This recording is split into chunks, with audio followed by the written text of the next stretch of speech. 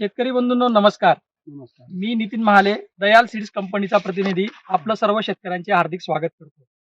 शेतकरी बंधूंनो, आज आपण आलेलो आहोत लामकणी तालुका जिल्हा धुळे येथे.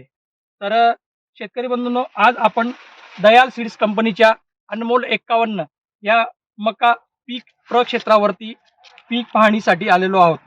तर ज्या शेतकरी बंधूंच्या शेतात आपण आलेलो आहोत त्यांचा आपण सर्वप्रथम परिचय करून घेऊ. दादा नमस्कार. नमस्कार. मोठं करा. नमस्कार.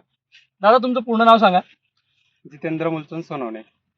दादा तुम्ही अनमोल 51 मक्का हा तुमच्या किती एकर मध्ये लागवड केलेली आहे? जवळपास 4 एकर मध्ये. 4 एकर मध्ये. तर तुमचं हे पहिलंच वर्ष आहे का दुसरं वर्ष आहे दादा लागवडी? हा आपला दुसरं वर्ष आहे. दुसरं वर्ष आहे.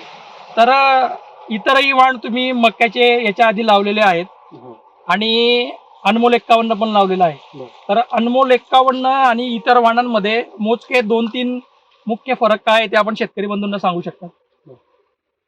या वर्षी म्हणजे मक्याची हाईट जी आहे ती आपल्याला चाऱ्याच्या हिशोबाने चांगली वाटते आणि कणीस जे अदर बाजूच्या शेतापेक्षा पण चांगली एकदम ग्रोथ झालेली कणसाची आणि दाना वगैरे त्याचं वजन झडती वगैरे चांगली बुवा या मक्याची.